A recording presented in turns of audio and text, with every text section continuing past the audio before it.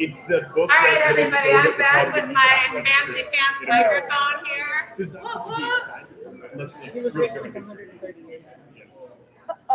Welcome to the Hillsborough Progressive March General Meeting. I'm Jenny. I am the president of the Caucus. This is Kat. They're the secretary and, treasurer. Sorry, Kat. Kat is the treasurer. Skylar is the secretary. Hey. If you have not been to a general meeting before, we're so happy to have you here. There are some protocols that we have to go through every meeting, starting with channeling our inner elementary school selves, and we're going to say the Pledge of Allegiance to this flag. And my disclaimer, I don't say it under God because I'm not religious, but you are welcome to say it. So, ready, everybody? Come on, we're going to say the Pledge of Allegiance. I pledge allegiance to the flag of the United States of America and to the republic for which it stands, one nation, under God, indivisible, with liberty and justice for all. Thank you. There's also a meeting tradition, which typically in our caucus is a moment of like whatever. Most of the time I try to do something uplifting or positive about what's going on. Not particularly in an uplifting mood today, so we're going to do a traditional moment of silence. And I think it's really important today to do a moment of silence, and we're going to focus specifically on the victims of the Iran war. Senseless war, totally unnecessary, no clear objectives, no goals, no time frame, nobody knows what the hell's going on, we're wasting all our money there. We've already had American soldiers die. I have military veterans in my family, so that's really meaningful to me. There's been, tons of innocent civilians, women and children that have been killed. So we will take a moment of silence today if you can do that with me. I appreciate it.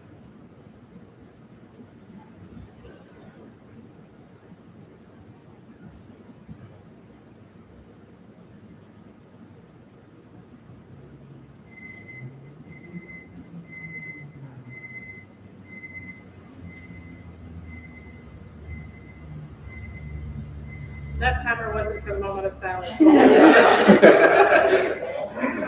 It's gratuitous. Okay. Moving right along. I'm also a socially awkward introvert, so I need notes to remind me of what's happening here. We're going to go next with our secretary report from Skylar, and then our treasurer report from Kat. Not much to report. I unfortunately was not here last meeting, so a few words. Thank you for being here. We did have two speakers. We had Kimberly Overman, who's running for Florida 15, and then we had Eleanor Saunders from Echo Road, so it's a local organization. But yeah, that is all. Cool. Hey guys, and happy election day. Sorry I'm looking at my computer. I'm locked in on the election results. Super quick report from us. No money spent from us this past month, and 160 in, one $100 donation. Thank you so much. And then two membership dues that came in from two new members that came in. So very big welcome to our new members. All right, and without further ado, we're going to get to the main event of the night, which is probably why most of the new faces are here, because Angie Nixon's here. Hello. I'm going to do a short introduction, but let's introduce it.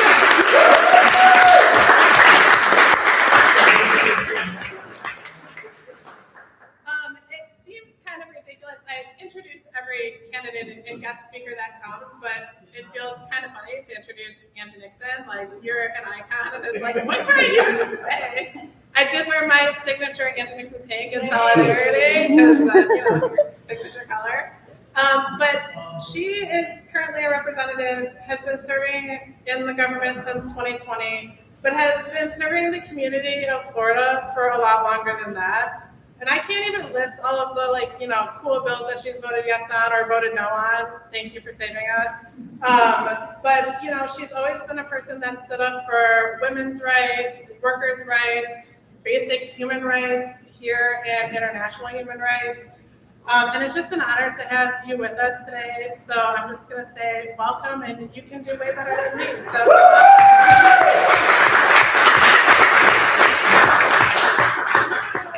Hey, Hillsborough County. Hey. They're so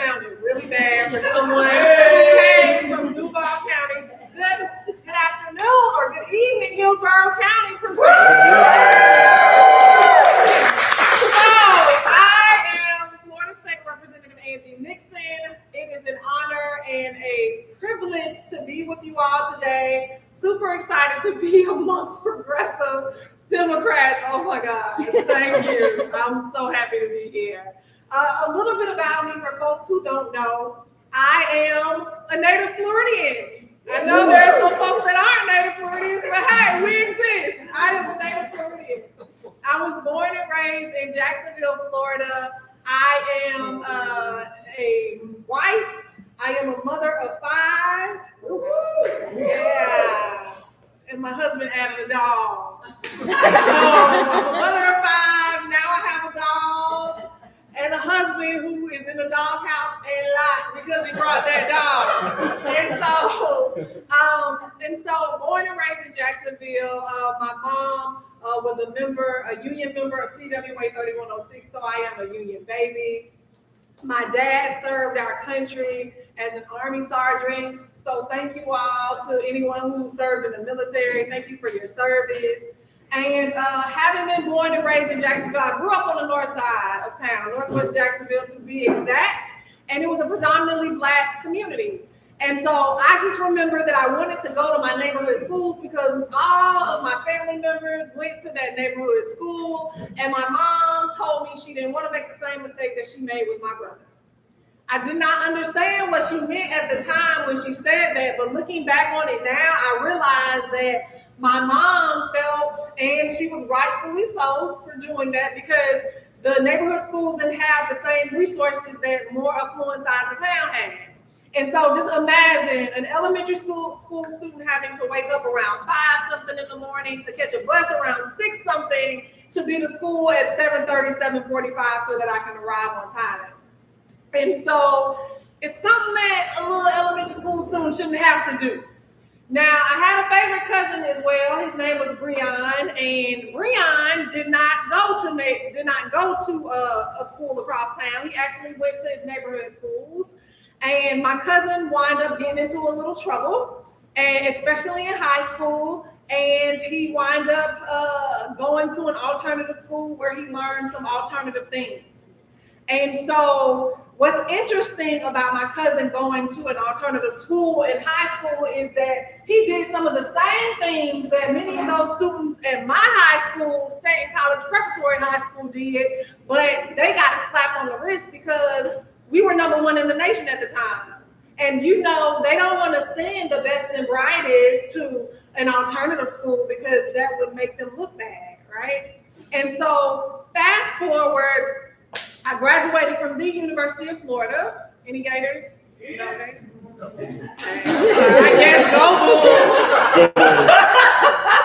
I saw a Gator or 2. But I graduated from the University of Florida and came back home. I had just had a baby, and my cousin was in and out of jail. So he really got ushered into the school to prison pipeline. And so one day when I came back, my cousin had a friend of his that stayed at his home, and they were gambling a little bit, and my cousin won some money, and his friend got upset and was like, yo, dog, give me my money back. And my cousin told him no. Long story short, the guy shot and killed my cousin. And so it wasn't until I stood in front of my cousin's body at his funeral, and I looked out in the audience, and my daughter, who was not just 1, and his son, who was over 1. And I realized that I didn't want my daughter to have to bury her cousin, her favorite cousin, the same way that I was burying mine. I believe that no matter what zip code you live in, all students should have the opportunity to have a quality education, and they shouldn't have to be bused across town to get one. And so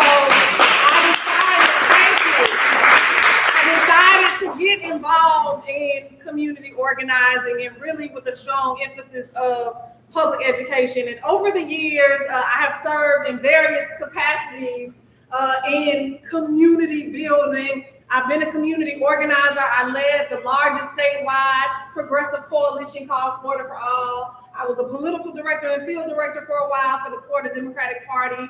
I also was the Florida Public Services Union's higher education campaign director. I'm a union member myself, and so I just really love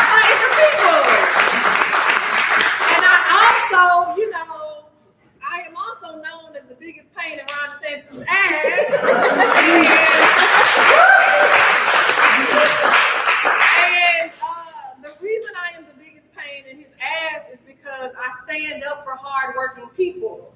When Ron DeSantis unconstitutionally drew maps to get rid of Black congressional districts, I staged a peaceful sit-in and protest on the House floor to let them know that we weren't just going to sit idly by while they took away our representation. Also, I am someone who, I know that we are in the super minority, but, we cannot just be go along to get along Democrats. And so I am happy to say that I have been so vocal and so outspoken and pushing for bills that help impact positively the community, that they took one of my bills and took it and put it in an omnibus bill, which actually helped to expand access to early childhood education for low income and hardworking communities. And not only that, but I was able to stop price gouging from happening. Very recently, last year, there were some big box stores in some low income communities and some hardworking communities, working class, and they were charging people $3, $4, $5 more a product on some of their products. That turns out to be thousands of dollars a year.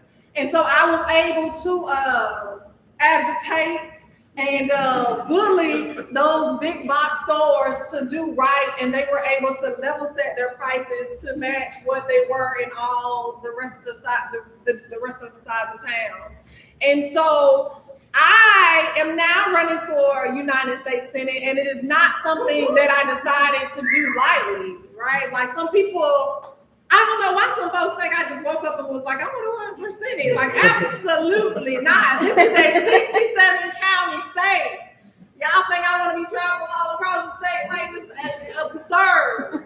But as I stated, I have 5 kids, and I knew that I did not want to return to Tallahassee. I knew I had been called to do more, and so before I made that decision, I actually went to the people and traveled all across the state for about 4 to 5 months and had conversations. I went on a listening tour and I talked to thousands of Floridians from down south all the way to the Panhandle and listening to what their concerns were. And what I heard was basically that Floridians can't keep waiting for things to get better someday.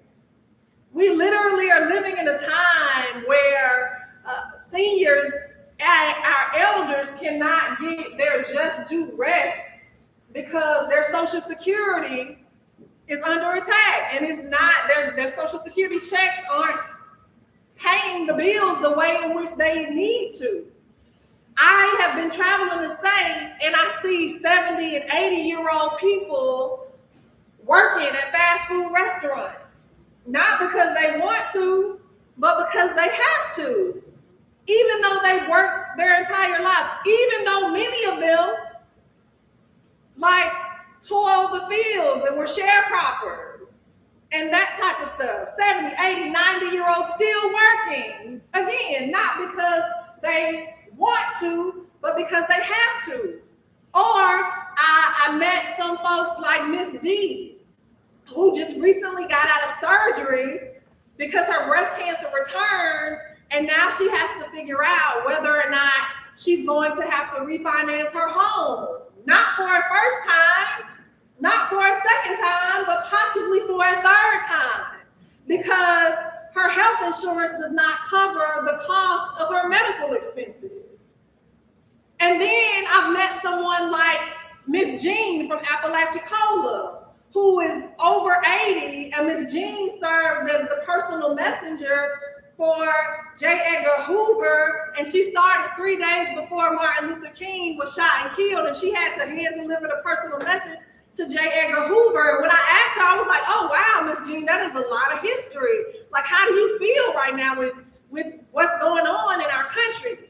And Miss Jean told me it feels like deja vu.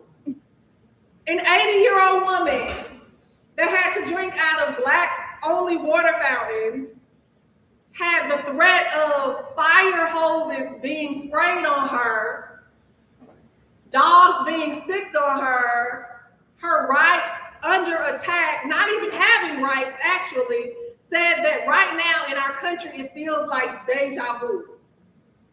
And so after having those countless conversations with people like this all across the state, right, I realized that change can't wait. I realized that we need to come together and actually work to build a new vision for our country. One where every family has stability. One where every worker is treated with dignity. And one where every child and young person has the opportunity to reach the true American dream and get their own home and not have to wait till they're 42. Like my daughter who's 18 right now, and I just, Lord, I hope we can get to a point where she can move out of the house after she graduates from college. But look, the outlook is so bleak for so many people right now. Our world, our country is in total chaos. And it's in chaos, but it doesn't have to be that way. And the reason that it's in chaos right now is because this chaos and this division amongst us, hardworking people, everyday people, is profitable. Not for us, for the people that are at the top. The people that make more money by keeping our eyes off of what it is that they're doing, which is padding the campaign coffers of folks that are pushing policies that are detrimental to our health and our livelihoods. We literally are in a war right now, a senseless, probably no end in sight war. And for what? For what? To make people profitable. Because y'all know, like, the defense industry, they are making bank right now. And I think Donald Trump's son-in-law was making a lot of money too. And he's making a lot of money as well. So how much money y'all been making? Because I know I had to shut my Roth IRA down because my husband, who owns his own business, because people aren't using him that much anymore. He cuss y'all. But it's like, that's what's happening right now. We're watching the folks who are in power get richer, and everyday people are struggling. But it does not have to be this way. We need to send unapologetic fighters to Washington, D.C. People who are unbought and unbossed, and people who only care about everyday people. Can you all imagine if we sent folks who care about hardworking folks to the Capitol? Like, I come from the age, I come from a place where I believe that hardworking folks should shape what their economies look like and what their communities look like. Like, do you all even dream about, there's so many people when I ask them, like, have they dreamt? Can they imagine? A lot of them say no. Right now, people aren't even working to live anymore. They are simply living to work. The other day, I had a friend tell me that her son said, Mom, I don't want to go on this spring break vacation with you all because I got to make this money. I got to make all this money. He's 17 years old. And like, why is it that we feel that our value is only determined by how much money we have and the job that we have? It shouldn't be this way. We don't have kids just to make sure they work and we can get more money in the bank. We usually have kids because we're in love and we want to extend a legacy, our legacies.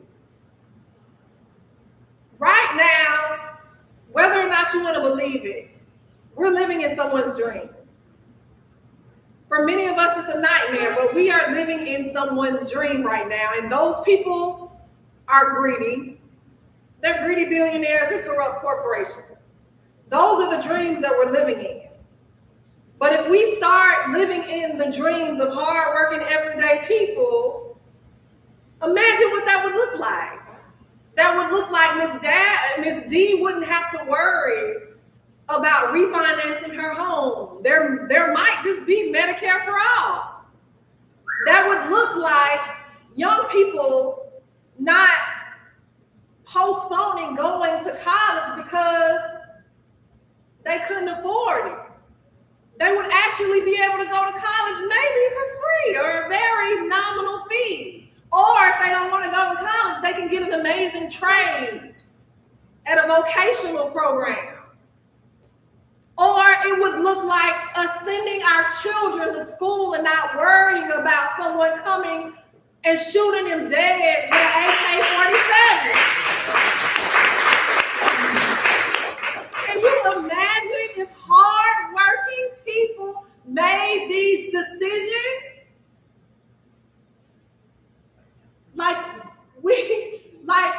It doesn't have to be this way. And I need y'all to know that we deserve so much more. We don't deserve the people in charge spending our taxpayer dollars on raggedy ass, $500 million, over $500 million on raggedy ass tent cities down in Alligator Alley. That money is supposed to be for us to make sure that we have a quality infrastructure during a time of natural disaster.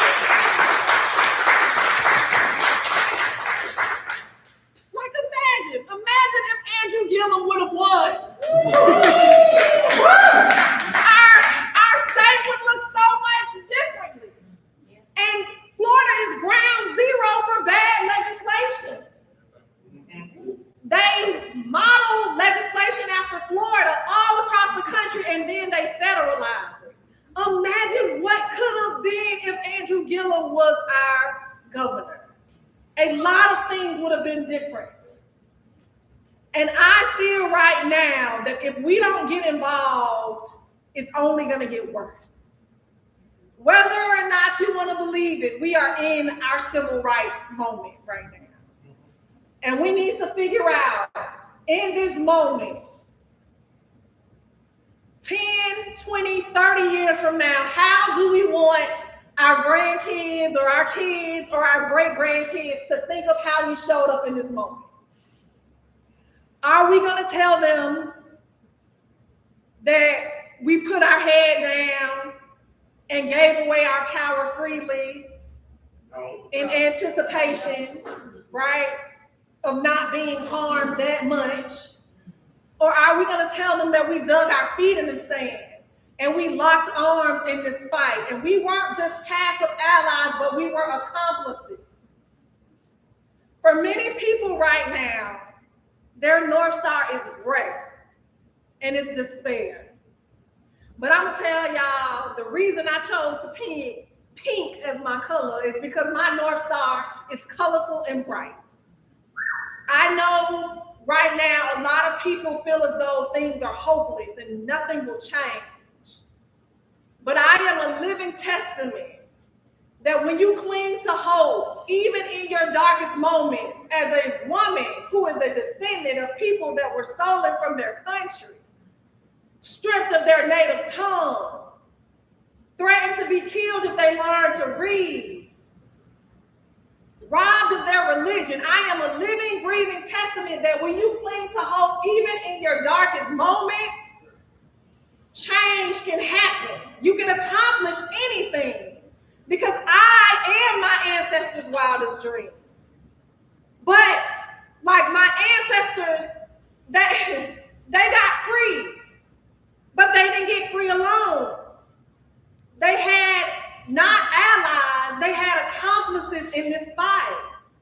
They had people, white folks, that were willing to put their lives on the line by ushering them through the Underground Railroad. They had white folks that were a part of the abolition movement that stood up for them and pushed back. Again, we are in a civil rights moment. How are you going to show up?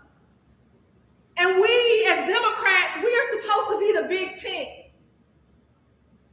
And we got to watch, right, like how we talk and deal with our neighbors. A lot of them, I mean, all of us have been getting screwed and been lied to. And a lot of them feel like they don't have a home to go to, or they're too embarrassed and they don't want to come over here because many of us have demonized them. Now, don't get me wrong, we can demonize Trump and Ashley Moody and all of them every day of the week. But our neighbors, we got to call them in with love and not out.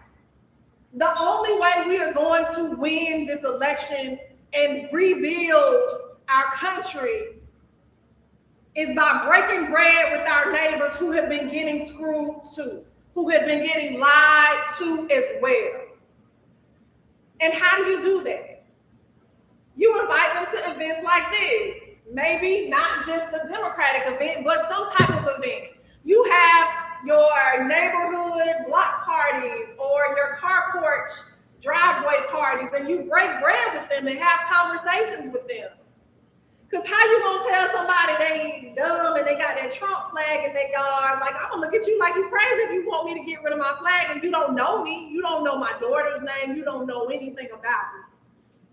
When you build relationships with people, you can begin to change their hearts and minds. And you can let them know that they deserve better than what they got. Because a lot of them are suffering too. Suffering in silence. But we can actually win this thing. But it's going to take us, again, breaking bread and getting to work and expanding outside of the four walls. And I applaud you all on meeting here at a location like this because it's in the community, right? And it's open and it's not just something stuffy like sometimes what we're used to. This is the right way to do it. And I implore you all to continue to do that. Like, I'm an organizer.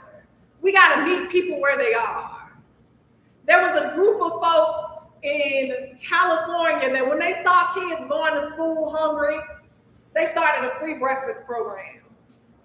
And then they saw that those same kids and their parents and other folks in the community didn't have access to medical equipment or going to the doctor. So they started pop-up medical clinics. And then they were able to educate and agitate about the reason you needed this was because your government wasn't doing what they needed to do. And then they were able to tell folks they needed to vote a certain way to right that situation. That group was the Black Panther Party. And so those are the types of things in organizing that we have to do to win. And I am an organizer. They ban books here in our state. I opened up a banned bookstore. And they banned the teaching of true African American history. And guess what? We teach true African American history at that bookstore. But it is not just for that.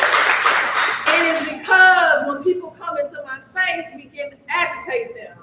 We also give away free Plan B. Why do we do that? Because the people that need free Plan B are oftentimes the ones who don't vote and who are feeling hopeless. And so these are just tools and tactics that you can use to actually start organizing and getting to work. And so I'm super excited because I know that they're scared of us right now. The folks in power are scared. That's why they're trying to pass all these crazy bills. They are hanging on by a thread. And they're really scared too because their country is starting to look a little different. They're scared that the people that they've oppressed for hundreds of years are going to come into power and do to them what they've done to many of us for hundreds of years. But that's not what happens when marginalized communities come into power. When we come into power, when women, when working class folks, when young people, when Black folks, when Latinos, when immigrants, when we come into power, and when members of the LGBTQ community come into power together, we lead with love and honor and dignity and respect. And so I am excited, and that's why my North Star is colorful and bright. And I'll leave you all with these words, and then I guess you can ask me some questions. Yeah. The words of a famous freedom fighter. It is our duty to fight for our freedom. It is our duty to win. We must love and protect one another. We have nothing to lose but our chains. Our chains are racism. Our chains are homophobia and transphobia. Our chains are anti-Semitism. Our chains are Islamophobia. Our chains are attacks on women. Our chains are attacks on public education. It is our duty to fight for our freedom. It is our duty to win. We must love and protect one another. We have nothing to lose. We have nothing to lose. We have nothing to lose but our chains. I am State Rep Angie Nixon, and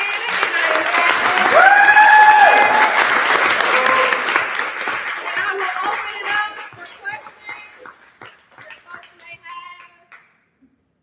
It's the fun part, so please feel free. Yes, go ahead. If we're to join the Senate, there's been a lot of discussions around previous administrations being a bit scared of being too partisan to attack any political criminals.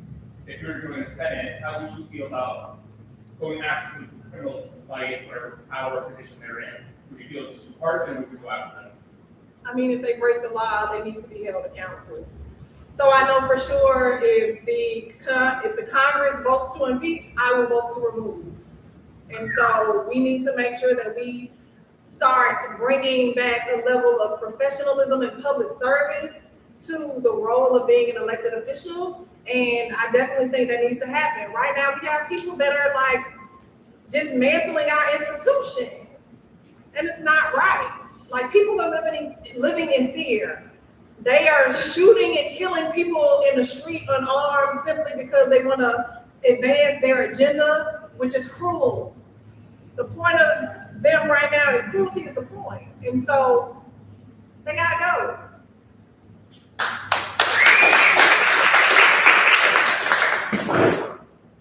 Other questions? Y'all ain't got no questions for your girl. Okay, I'll ask a question because I do have one. You talked about housing affordability. That's super important to me. 46 years old, I have a husband and a kid, we own our own business, and we are renters. So what do you see that can be done at the national level Yes, to make for sure. the situation better for regular people like me who just want to own a house? Of course, so for sure. So I bought my first home at the age, I was like 30. The reason that I was able to get my home at 30 was because, I know some people were rolling their eyes like, shit, that's out of reach. The reason I was able to do that though was because I tapped into a program from the state because they had gotten federal money from CDBG dollars, right? And so they would allow these first-time home buyer programs where you didn't have to make that much money. I was only making like $28,000 a year, and I was able to tap into that program. And granted, they only gave me like a certain amount of the time, whatever. But like, that is what needs to happen. They try to tell us that they don't have money to ensure that hardworking people get access to homes and programs like that, but we're spending over $1 billion a day. $2 billion. It's two now? Okay, over $2 billion a day, and for what? We're not getting anything in return but higher gas, higher groceries, higher rent, right? Everything is going up. They don't have a problem bailing out big corporations, but they got a problem bailing out hardworking folks. That our priorities need to change. Hardworking people should be at the forefront. That is the type of legislation and policies we need to cater towards people, not profits, not corporations. And as someone who has only worked on legislation in my time in Tallahassee that cater towards people, I will continue to do that in DC, right? We need to look at things like getting rid of junk fees. There's a bunch of Getting rid of junk fees. Also looking at making sure we're looking at some of these property insurance companies. I'm sorry, not yes, them too, but these property management companies that are just taking a bunch of application fees just to kind of pad their pockets, knowing that they are not going to approve certain people, right? Even some type of rent stabilization initiatives, right? But also going after these property insurance companies and making sure that they do right by the folks that they are insuring. And so those are some of the things that we need to do. But yes, like making sure that money, that pot of money, that federal funding for those CDBG dollars are full. So I actually wanted to ask you about the property insurance and home insurance. It's one of the biggest issues I hear from the most people because, I mean, their rates are going up ridiculously high because climate change. It's a very hard thing to control. In the state, the OIR has done almost nothing to actually fix that. That's the Office of Insurance Regulation. So what can we do? I've heard at the federal level. I've heard suggestions of maybe not nationalize our insurance, but at least make it We regional need public insurance. options. We need more public options that are that we really fund, but we need to do more public options. And so there's different things. I am not the insurance expert, but we definitely need more public options. I know they have some public options in other states to the west, and they're able to drive down some of those costs, right? But look, when you have a state rep who works for a property insurance company who's writing legislation and then all of a sudden our rates go up, that's the problem. Money is the problem. And so we got to look at that. We definitely need some more public options. Robert? Thank you for being here. And what would you say success looks like for you in the first 100 days? Success in my first 100 days would definitely look like we need to make sure people are healthy. And so wanting to write legislation to go back and to extend the ACA subsidies and then demand that the insurance companies open up re-enrollment to allow folks to drive down those costs, to those insurance premium costs, and then dig deep and like really start doing your homework and figuring out how to reform the ACA, because the ACA has some problems. And then go deeper and do even more homework and figure out where we can get the money so that we can offer something like Medicare for all. Yeah. And so that is what I would be working towards doing. But definitely number one is like driving down these insurance premium rates and like reopening the open enrollment. And so that is something I would do.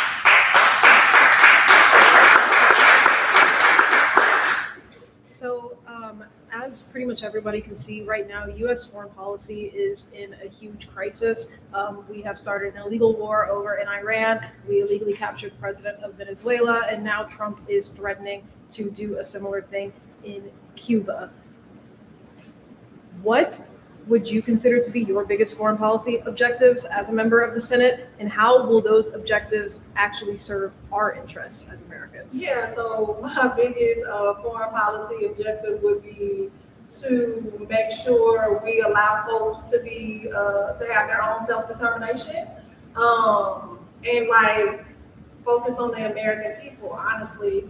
Also looking back at some of the U.S. aid stuff, and making sure that we're not destabilizing countries in a way, especially though the rates, we were providing HIV medicine and that type of stuff, and those rates are starting to go up and be exacerbated. And so looking back at those types of things, but like we need to, I really believe like no new wars, right? And like really pulling out of that safely, right? But yeah, we gotta just take care of home first.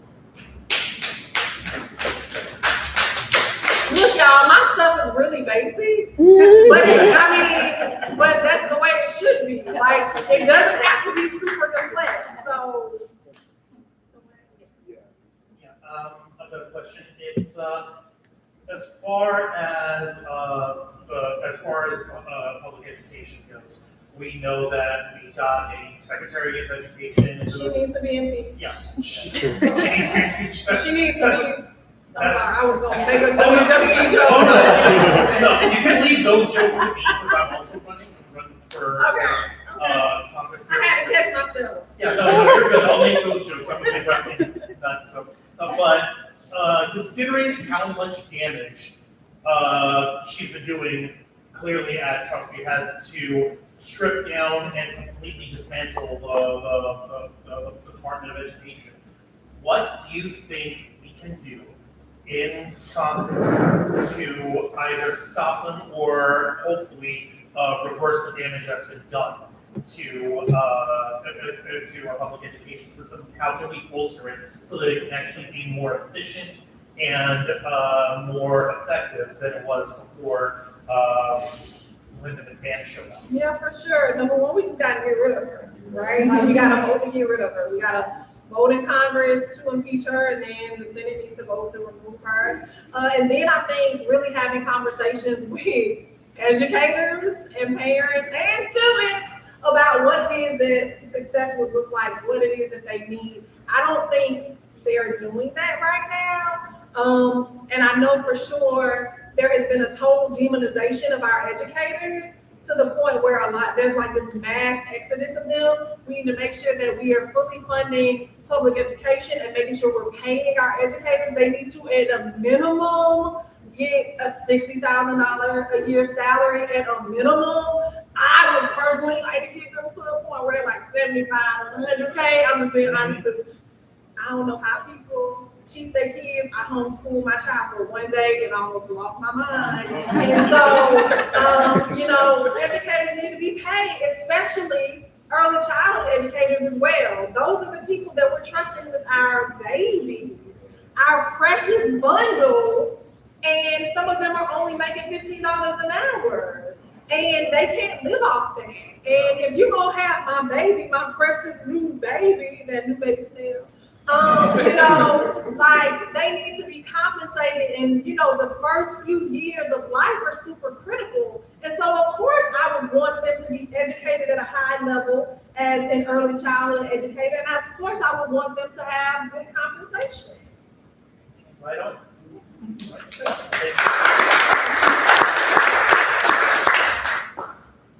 We have one more question if anybody has one. Thank you for being here. Yeah. That's awesome.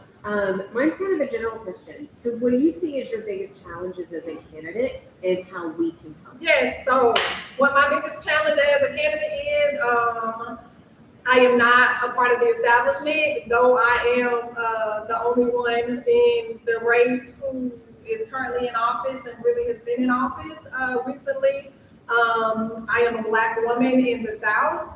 We cannot continue to reiterate white supremacist talking points that Black people cannot win statewide. Donald Trump seems to think somebody Black can win statewide, and so I think I want to put that out there. And so let people know about me. So y'all should take a picture of your girl before you and tag me and let people know about my platform. I need y'all's time. I need people to volunteer on our campaign, knock on doors, make phone calls, pass out literature, no teams, all different types of things.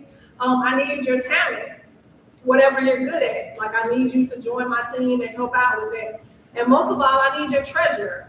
I literally have an opponent that DC picked, that's running against me in the primary. Again, I didn't just decide to run for this seat by myself. Like, people were asking me to run for a statewide seat, to run for U.S. Senate. And I come from the people, and I think we need to let the people decide who should be our Democratic candidate and not watch people decide. That's the problem. And the problem also is that, they seem to think we need to be running to the right. And I don't think we need to run to the right. I think we need to run to the people. And the people want something that's not regressive. They want something that's progressive. And so I need y'all treasure, right? And so that means foregoing your Starbucks. Hopefully y'all ain't Starbucks, but not drinking your coffee. Not getting coffee 81 once or twice a week and like putting that towards my campaign, because what's gonna happen is like we're driven by small dollar donations, right? And if you know some rich people, connect me to them, right? And so I need your time, your talent, and your treasure, but I definitely need you all to like let people know about me. And also, like, if you literally like Rolodex yourself, some of y'all know some people that's rich. Like, when you think about it, like, go through your phone and be like, oh, okay. Go through your Facebook and be like, hey, I need you all to give to Angie Nixon. I need you all to learn about her, spread her message. Because again, like, DC is powerful. They are. And money is powerful. There's two types of power: organized money and organized people. But when the people get organized people beats organized money any day. And so we gotta get organized, and we gotta push back against DC and push back against these corrupt billionaires and these greedy corporations.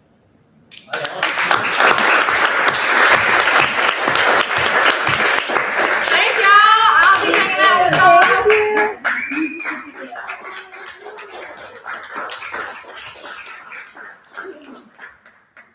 So I said it with other candidates, but you know, as a progressive, money out of politics is the primary goal.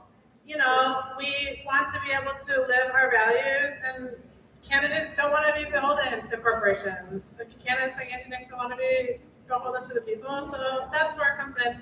If you do have money, this is her, campaign donation link, or in the little foldable brochure, I also put it in there as well. And then if you go to her website and you feel like volunteering, I mean, we boots on the ground, phone banking, passing out like she said, no kings, anything, every little action helps.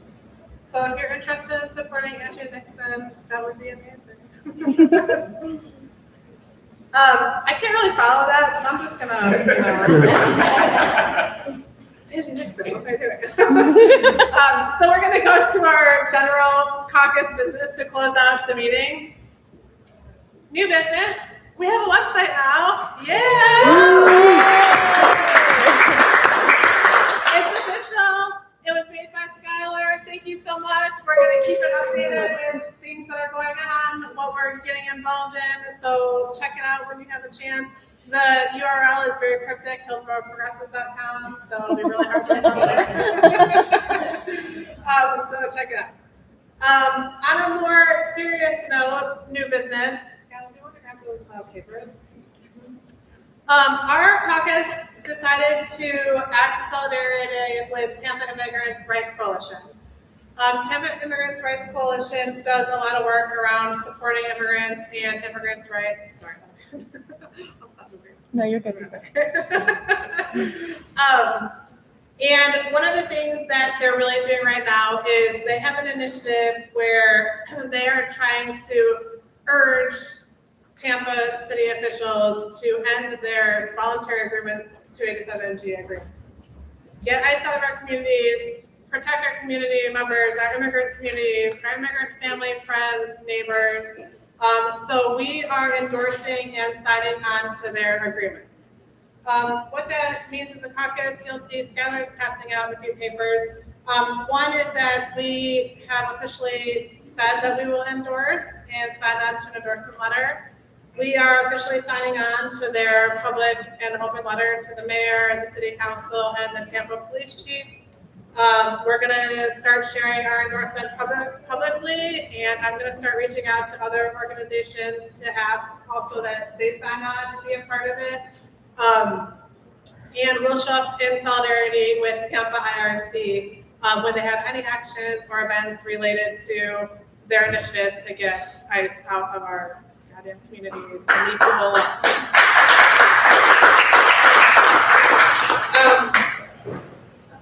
So that's that. So we'll be keeping you posted. Obviously, I send out the newsletters about things if we are going to be joining them in any actions. And the more volunteers we get, the more people that we can join in solidarity with this initiative, the better. Okay, opportunities for action. Always end with this because there's a lot going on in Florida. Like candidate Nixon said, sometimes it feels hopeless, but we have to stay hopeful, and we have to remember that every little thing that we do helps and is important. Of course, we have another meeting coming up. We're going to have another Democratic progressive candidate, Glenn Pearson. He's running for Florida 16, so that'll be exciting. And we're going to have somebody from a nonprofit, which we try to do at most of our meetings, Florida Coalition for Higher Education in Prisons. We've asked for donations before for other organizations that we're bringing in. Donations that we're looking for this specific one is books. So any used, gently used books, things that have been sitting on your shelf that you read and said like you'll go back to one day and like, haven't done it, start, rounding those things up, and, that'll just give you an excuse to go buy more books. Save the date, Sunday, June 28th, we're gonna do our celebration of the 4th of July and 250 years. 250 years of America's Voices. We're going to come to celebrate the 250th anniversary of America. We're going to uplift the unique voices of the community. We're going to have local musicians.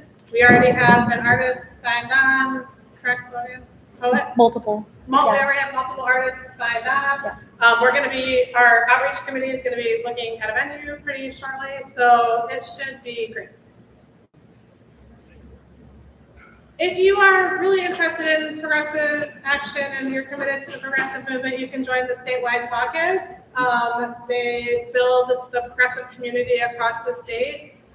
They actually just had their election at the beginning of 2025, and when they elected a new board, I think there was only 1 or 2 counties with the local progressive caucus, and I think we're up to 12, right? 12 counties with the local progressive caucus, so they are really doing the work to get the progressive message out there. Community action, Hillsborough Whistle Watch. This was rescheduled, so some people might have seen this before. It is on April 11th, hosted by Coalition Builders for Action. It is, what does Whistle Watch look like? How do you do it? When's the appropriate time to take action? And a lot of discussion about your rights related to community action, again, against ICE arresting and kidnapping our neighbors. Also, there are some school closures happening here in Hillsborough County. One is Pizzo, which is on the campus of a local college.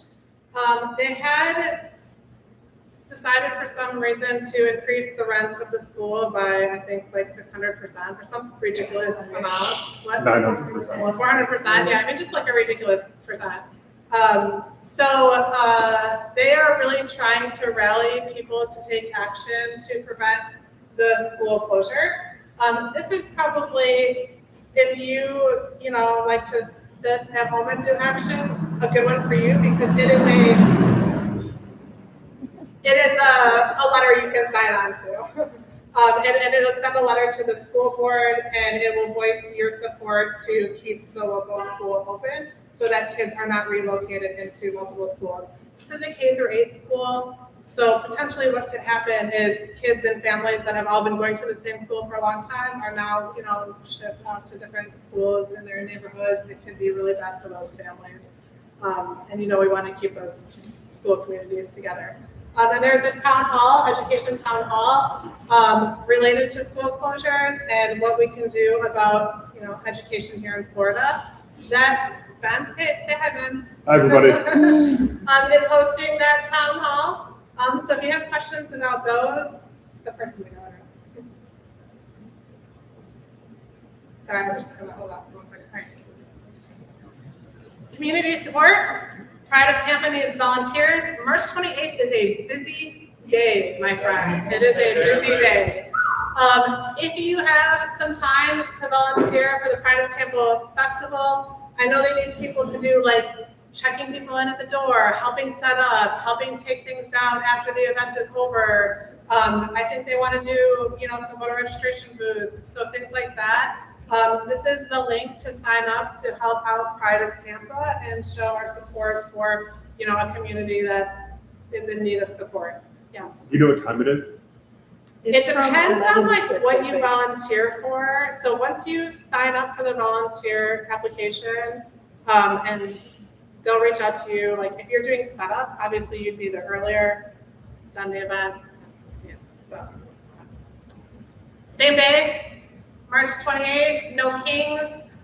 This is just to find a location nearest you because there's a lot of no Kings, particularly here in Florida. Skylar is going to the Tampa one. This is Skylar's Signal chat. If you want to meet up, it's always nice when you go to one of those to have people to like stand there with and wave signs with and like, you know, be in community with.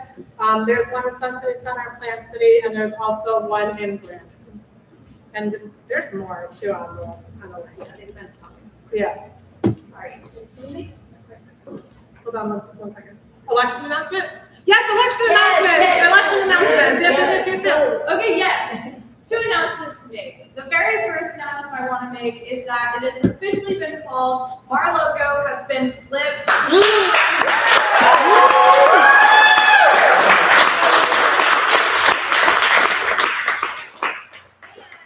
has officially been called for our very own SD14 with 1 precinct remaining that went to Kamala Harris. We are officially calling this race for Brian.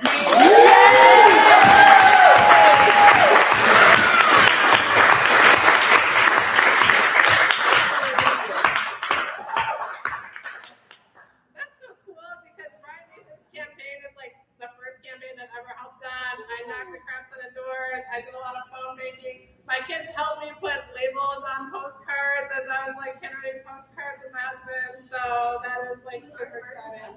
Yeah, he was our very first, when our caucus started last year, he was our very first speaker. So yeah.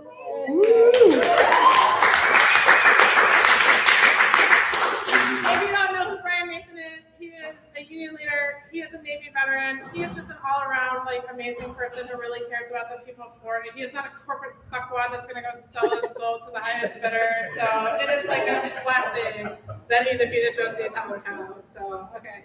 And I like to stay on time, and I think I'm pretty close, right?